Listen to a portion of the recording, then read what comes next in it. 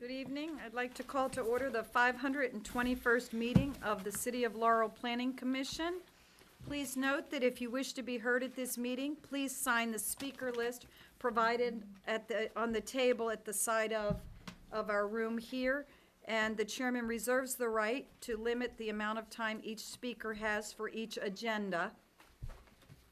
Ms. Green, if you could please call the roll. Council President Small. Here. Mr. Welford. Here. Mr. Wilson. Here. Mr. Kish. Here. Mrs. Holland. Here. Chairman Welford. Acting Chairman Bettman. Here. You have a quorum, Madam Chairwoman. Thank you. Before we get started, I would like to say that Chairman Don Williford is under the weather and that all of us as commissioners are sending our thoughts and prayers to Don and his wife, and ask that you also keep Don and his wife in your thoughts and prayers. Thank you. If we could start with approval of the minutes from the July 8, 2014 meeting. Does anyone have changes to the minutes? If not, I'll entertain a motion. Mr. Chairman, I'll make a motion. We accept the minutes. I'll second. Ms. Green, please call the roll. Mr. Kish. Yes. Mr. Wilson. Yes. Mr. Welford. Yes. Mrs. Holland. Yes. Acting Chairman Bettman. Yes. You have a quorum. Motion carries. Thank you, Ms. Green. Next, we have the application for a site and landscape plan, Hurricane Grill and Wings, 310 Domer Avenue, filed by Mr. Lester Pollitt. Mr. Nemeth, please present the staff report. This case is before you today for approval of an outdoor patio. Hurricane Wings and Grill is a Florida-based chicken family restaurant, and before they signed the lease to go into the vacant Ruby Tuesday spot, they would like to make sure that they can get the outdoor patio. And so they provided a site plan, preliminary sketch of what they'd like to do. They're proposing 10 bollards around the outdoor patio in order to protect the customers. They're 3 feet in diameter, leaving 7 feet in between each of the bollards. They're also relocating the existing sidewalk from its current location around the patio. They're also installing a landscape bed along the east side. The Department of Public Works sent back a memo with, they had a major revision that they would like completed. They would like all of the ADA pedestrian ramps around the landscape beds to be upgraded, as well as across the pedestrian ways to allow those to be ADA access. This went before the City of Laurel Transportation and Public Safety Committee last Thursday, and the committees at the meeting, different things were discussed. One, the hurricanes brought up that the patio would be ground level. It would not be raised. The owners, Representative Federal Realty, they stated that they're working on a comprehensive plan for the Giants Plaza, and parts of those improvements would be what would be reviewed as the facade improvements, internal traffic circulation, possible improved access off of US 1 and landscaping. The planning department would like the ADA compliance to be part of is reviewed as part of the comprehensive plan, and the upgrades not made for this project. Instead, have it part of the review of the comprehensive plan. At the committee, they recommended approval to the planning commission for the outdoor patio. Staff is recommending approval to the planning commission for the site and landscape plan, subject to the following condition. The applicant must submit 3 revised copies of the site and landscape plan addressing the minor changes recommended by the City of Laurel Department of Public Works, memorandum dated August 21st, 2014, prior to the issuance of any permits. The minor changes were typos, adding of north arrows, something that would be very simple to implement. And then here, the development team for hurricanes is the area director, Glenn, Les, who will be, if it's approved, he'll be taking over the franchise. and also Eric. And then Mr. McCullough is here, as well as the head of the Department of Public Works, if you have any further questions for the development team. And then Federal Realty is represented by Allison. If you have a question for the owner, and if I can answer any questions. Thank you. Commissioners, do you have any questions for staff before we go to the applicant? I have a question or two. We can decide whether it's Councilman. staff or it could be the applicant. My question is regarding the bollards. Are they included in part of the comprehensive plan by Federal Realty, or are they going to be left to the applicant? They're gonna be part of the installed immediately. Okay, because I was a little Yes. confused when you said that some of these improvements are going to be part of a comprehensive plan by Federal Realty. I wanted to understand which.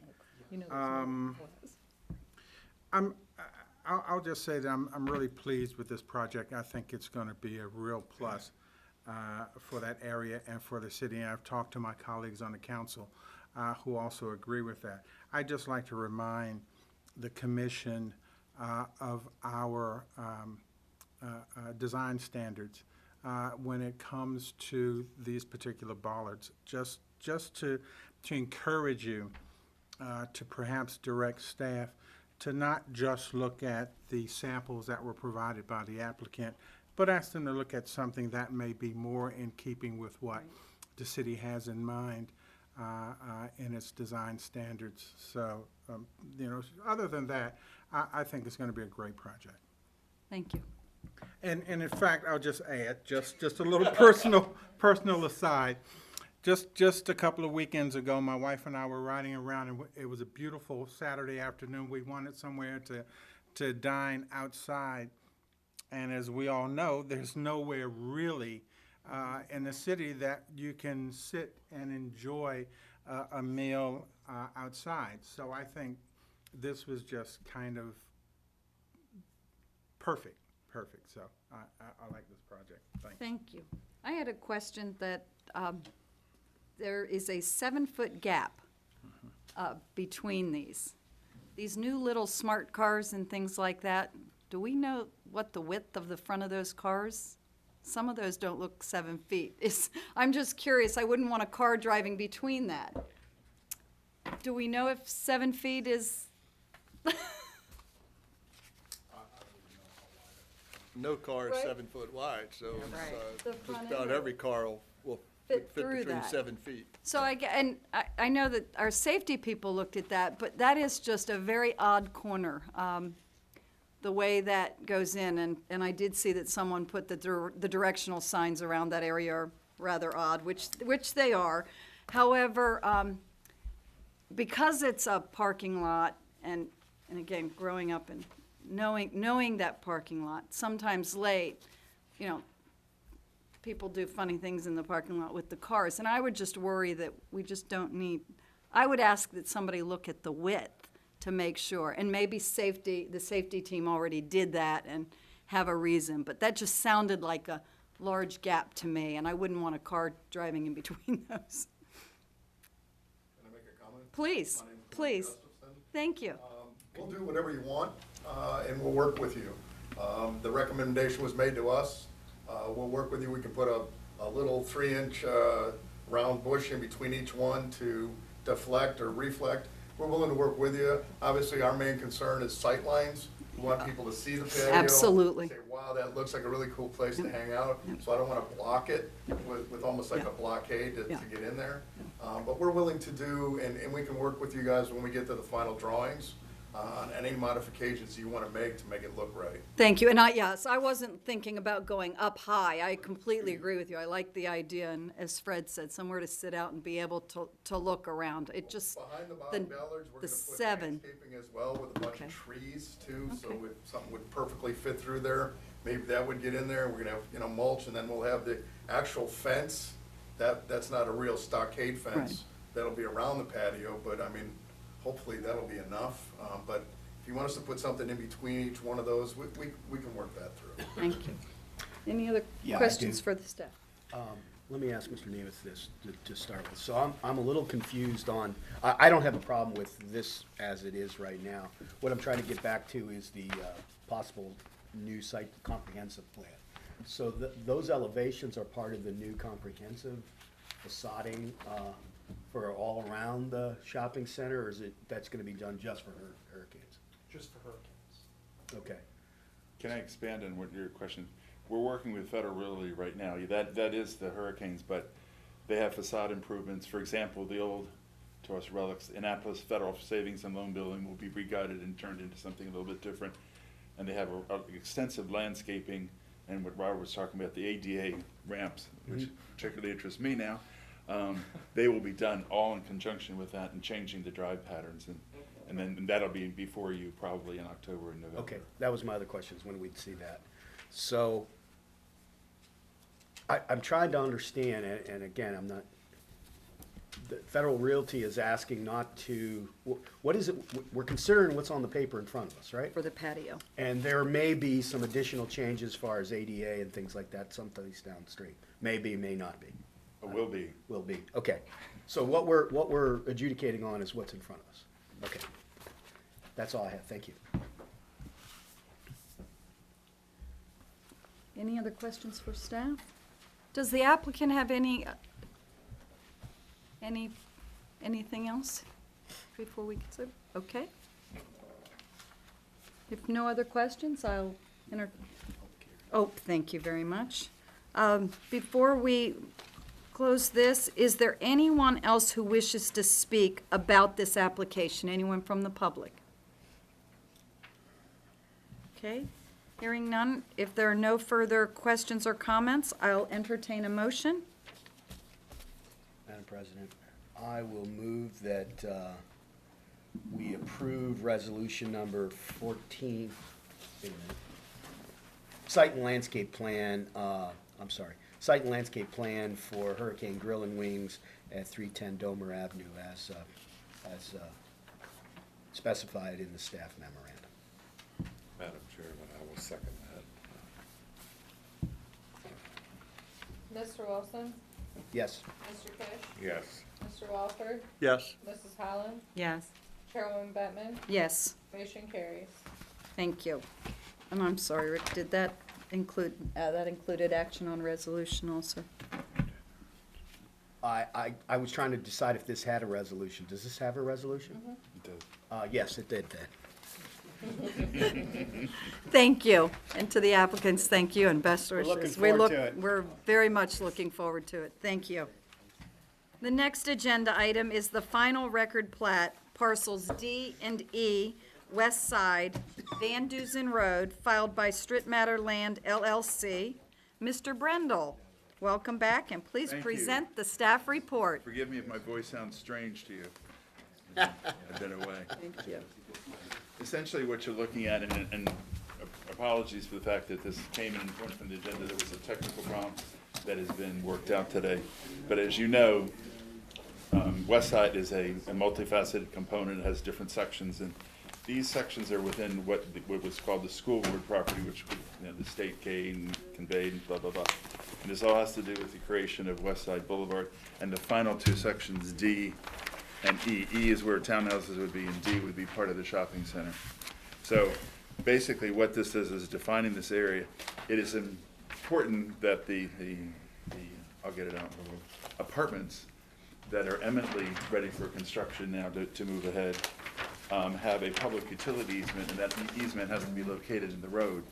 Now, in an unusual thing, unless I'm misspeaking, the state of Maryland insisted on maintaining control of this until such time as the road was at least base course, and they would turn it over to the city. But nevertheless, a public utility easement needs to be done. So there was a quirk about the width of the public utility easement, not on the south side, but on the north side, it was down to 5 feet. So after discussion with the staff this afternoon, they recommended a condition that either the Baltimore Gas and Electric Company, who could plan to put a gas line in there, acknowledge the fact that they could live within 5 feet, or that the PUE on this side is 10 feet wide to make sure that they would comfortably fit into that thing. So basically, the recommendation is for approval, subject to the condition of the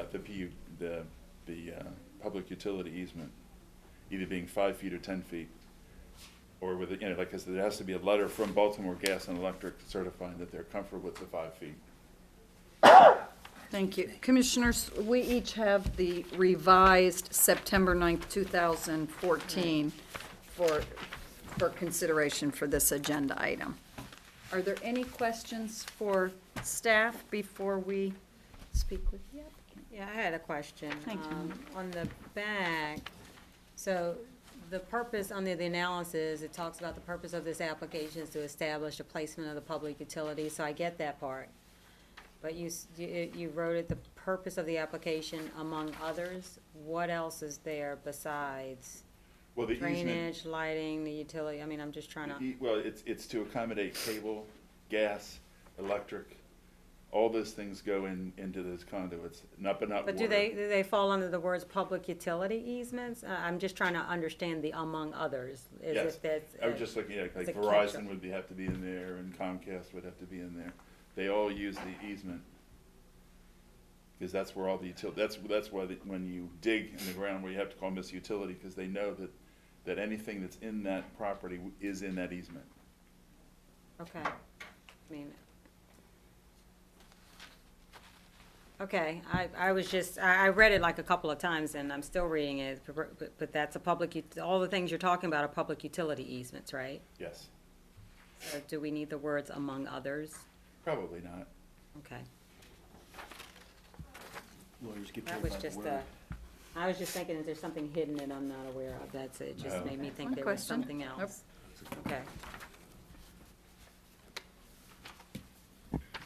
Would you like to speak on this would. application? Thank you If very you'll much. State your name and. Yes, good evening. Edward Gibbs, an attorney with offices in Largo. Pleased to be here this evening representing Strip Matter Land. Mr. Blake Esherick of Strip Matter is here with us this evening. Mr. President, good to be here. Acting Chair Bettman, members of the Planning Commission, and please convey my condolences to the chair. He's a great and very knowledgeable individual and Yes. always a source of pleasure to appear before him and you. Seems like we always conclude with a good laugh.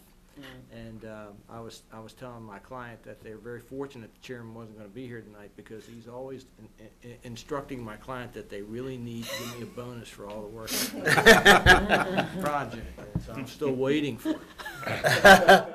Just kidding. In any event, I also want to thank the staff, everybody associated with the staff. At 1:30 this afternoon, we didn't think this case was going to get here. And as always, working in the city is such a great pleasure, because everyone associated with your municipality is always viewing problems with the outlook of what can we do to solve this problem, as opposed to what impediment can we place in your way to not allow you to get here. So it was a Herculean effort for everyone to work together this afternoon and get these problems resolved. And my thanks go out to all your staff. They're great, great people. As you know from the history of this project, the piece of property we're dealing with tonight was the old Prince George's County School Board parcel, which the state got the county to convey to it, so that the county could convey it to us, so that we could have access, so that the state didn't have to buy 67 acres and instead took 25 acres, and we had a project.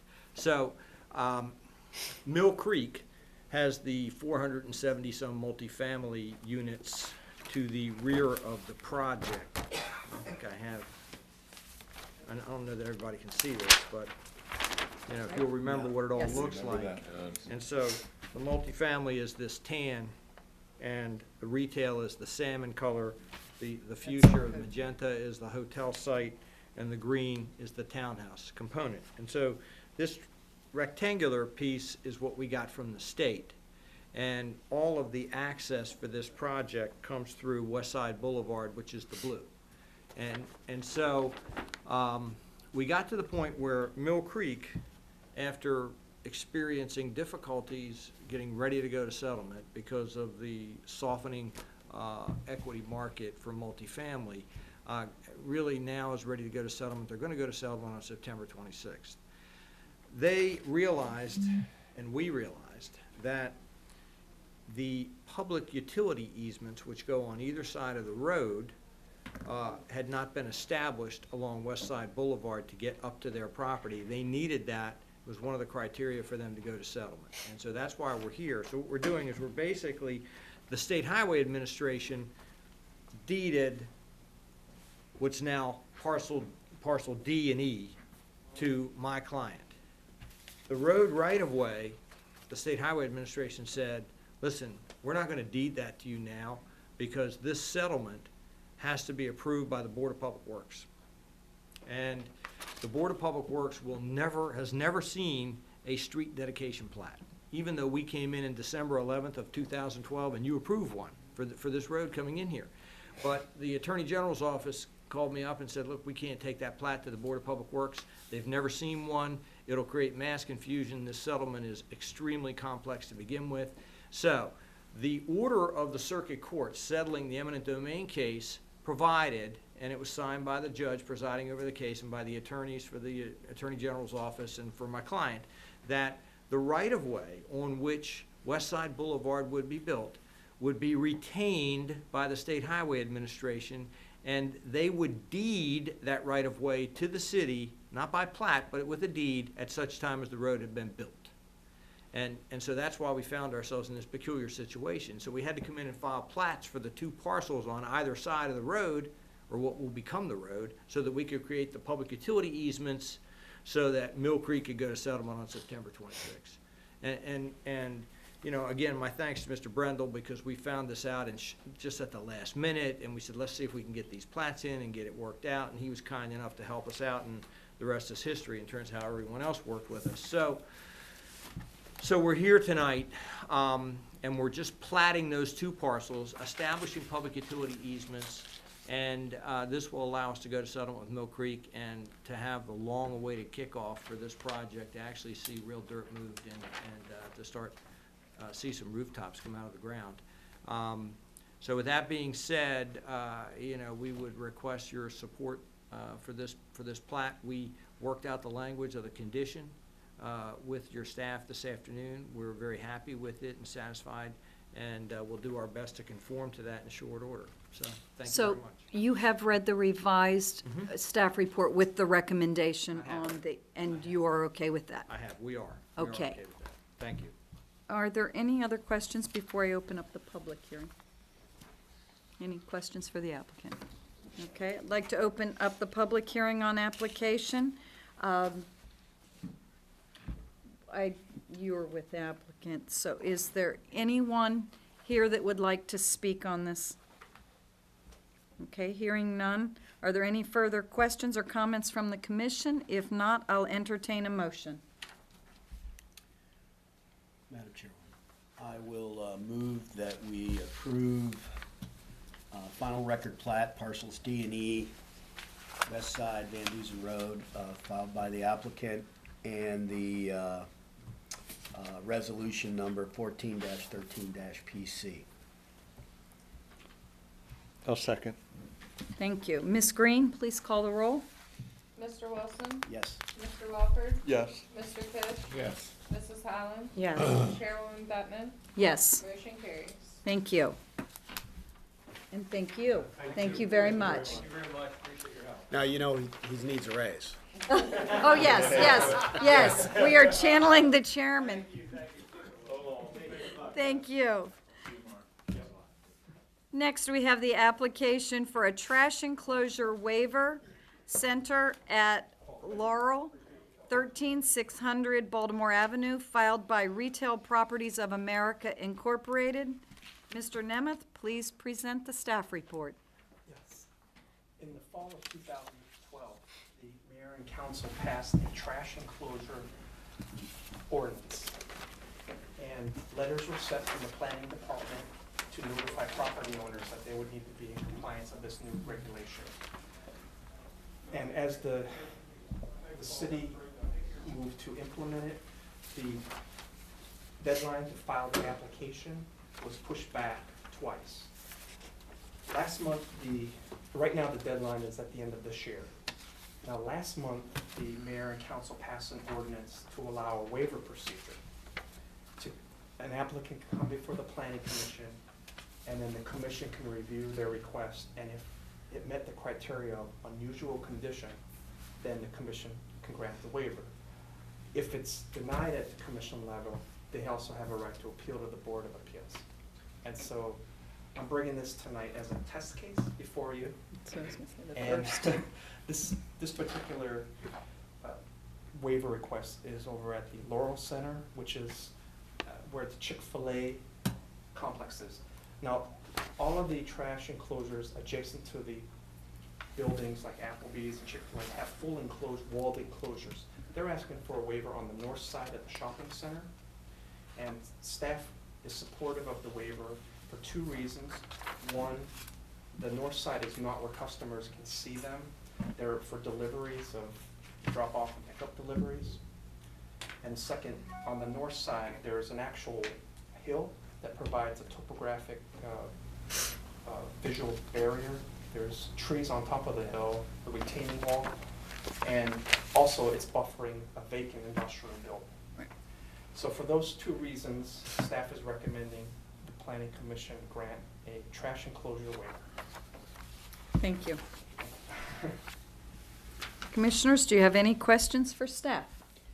Chairman Bedman, if I could just sort Yes, of Councilman. add a little bit to this from the council's perspective. When this was first introduced to the council, as part of our discussions, we knew that there would have to be certain waivers that would have to apply for reasons as stated with this application. And so that's one of the reasons why it took the council some time to really kind of work all of those details out and to feel comfortable that we were meeting what we sought to meet in terms of requiring these enclosures for aesthetic reasons as well as for other reasons. But that we were also giving applicants who already had some kind of a particular situation and opportunity to do exactly what this applicant is doing, and that's come before a body and to state their case as to requesting a waiver. So I just wanted to sort of bring you up to where the council has been with this particular resolution. Thank you. Any questions? And this is simply to allow those businesses that have the rear of their business on the north side to continue doing things the way they have even prior to 2012. It's just been like this, and there's been no issues of any kind during that time period, right? The way they handled their open dumpsters and things has been fine that way.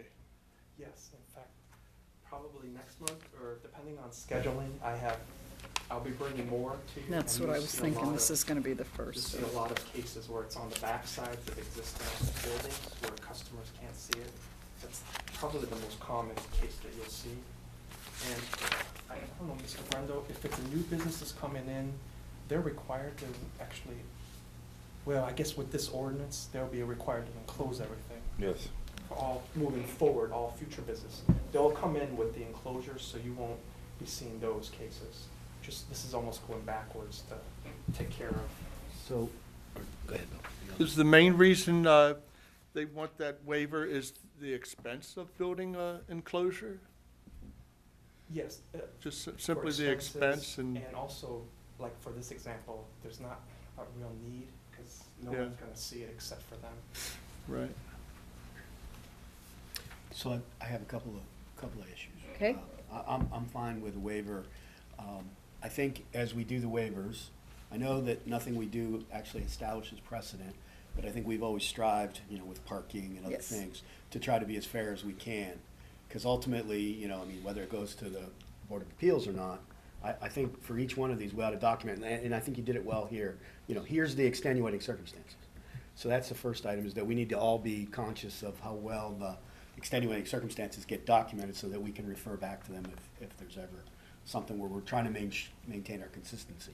Item two is there's the issue of sight lines and not seeing the dumpsters and things like that. But there's a second purpose for these, and that is to contain debris from blowing around parking lots. So even though these things are screening, you know, what some people think of as an eyesore, and I think of as the color of money, but it does, you know, because people dump stuff in there, it blows around, and now, you know, Mr. McCullough's team is off picking it up off the streets. So I think our biggest issue is newspapers blowing around, right, Councilman Smalls? Yes, that's one of them. We lost that That's deal a one long of them, time yeah. ago, but I just think we need to be conscious of that, I believe, is a secondary purpose for these things.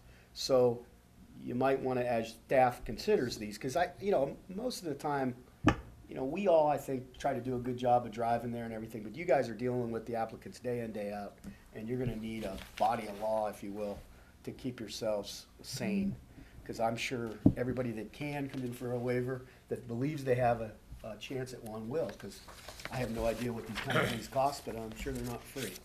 So I would just ask you to consider those 2 points, and then make sure we document these well, so that future commissioners have the ability to be able to do that. I think in parking cases, your staff report often says, and oh, by the way, we've granted waivers like this in the past.